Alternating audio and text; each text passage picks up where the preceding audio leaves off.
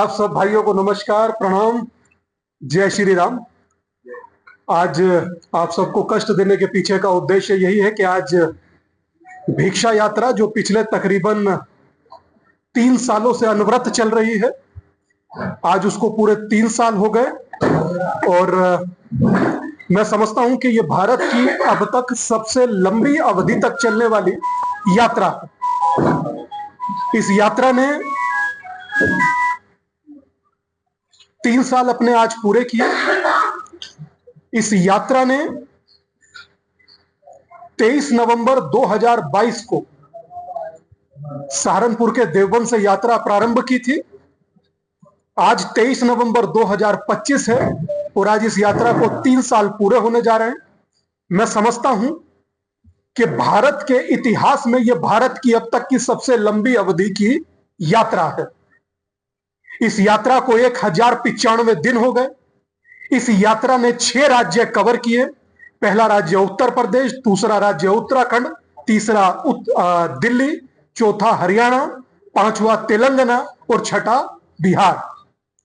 मैं समझता हूं कि बिहार में सनातन का संगठित होना, एक होना, यूनाइट होना इस बात का परिचायक है कि समाज जातियों से ऊपर उठकर संगठित हो रहा है, एक हो रहा है, हिंदू हो रहा है। और मैं समझता हूं कि आपके लिए वर्तमान ये जरूरी भी है, मतलब समाज के लिए ये जरूरी भी है, ये मजबूरी भी है संगठित होना, क्योंकि मुझे लगता है कि जातियों में बटा हुआ समाज बेहद कमजोर होता है और संगठित समाज बेहद मजबूत।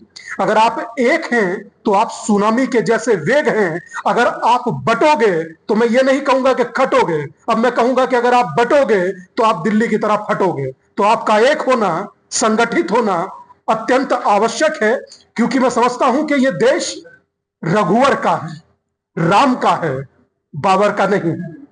इस देश में संगठित होना है तो राम ही की तरह चलना होगा। राम के जैसे सबको साथ लेकर चलना होगा। जैसे राम के साथ आदिवासी, बनवासी, गिरवासी, मल्लाह सब साथ चले। कृष्ण ने एक गिरिराज पर्वत के नीचे सबको अपने साथ जगह दिया, एक किया। ठीक वैसे ही समय आज हिंदू समाज का भी है कि वो जातियों से ऊपर उठे और एक हो। मैं समझता हूं कि हिंदू समाज में जातियों का जिक्र नहीं था। एक शब्द होता है कास्ट।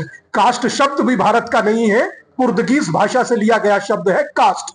तो भारत में हिंदू कास्ट में ना बटे, संगठित रहे। और अगर कास्ट में अपने आप को सम्मान है तो आप उसे जिए, मगर बटे नहीं कास्ट के नाम पर।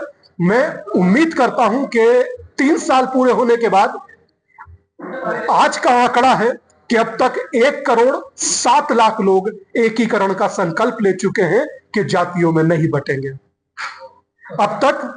जी, आप कुछ राजनीति में तो लेकिन ऐसा होता है, बांटा जाता है।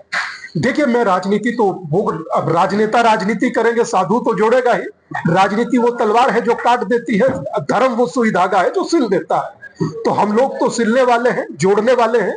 मैं समझता हूं कि अब तक 1,07,00,000 लोग एकीकरण का संकल्प ले चुके हैं। 1095 दिन की यात्रा हो चुकी है, 6 राज्य कवर कर चुकी है और अभी भी यात्रा निरंतर अनवरत जारी है। मैं समझता हूं कि आज सहारनपुर है, कल नोएडा की बारी है।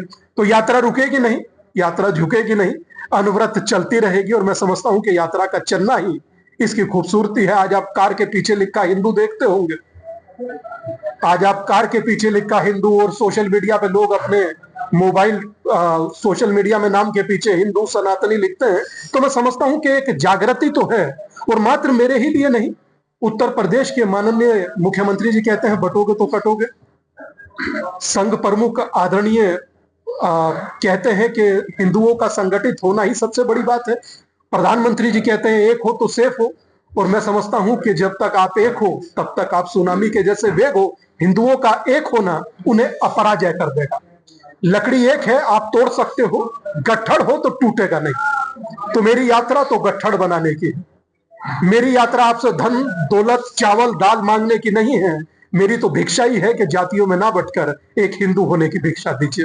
लेकिन शादी की यात्रा निकली थी, उस बीच में एक पुलिसकर्मी जो सफेद लबास को उसमें आया था और वो गैर कानून दिखाया गया था कि वो पुलिस वाला नहीं था, उसमें क्या कहना चाहेंगे? क्या मुझे पता ही नहीं भाई साहब इस बारे। वो एक ही दिन हम लोगों ने यात्रा साथी किया था, पलवल से मथुरा तक। हम भाई हैं, मिलकर के करते रहेंगे, हम लोगों का कर्तव्य है। और बस मुझे प्रसन्नता इस बात की है कि अब स्वामी दीपांकर अकेला नहीं है, बहुत सारे भाई साथ हैं। कोई यहाँ भिक्षा यात्रा कर रहा है तो वहां सनातन जोड़ो यात्रा चल रही है, साउथ में एक सनातन एक परिवार यात्रा चल रही है। तो हम लोगों का मकसद एक ही है कि हम लोग यूनाइट करें, एक करें, और उसमें हम लोग कामयाब हो रहे हैं।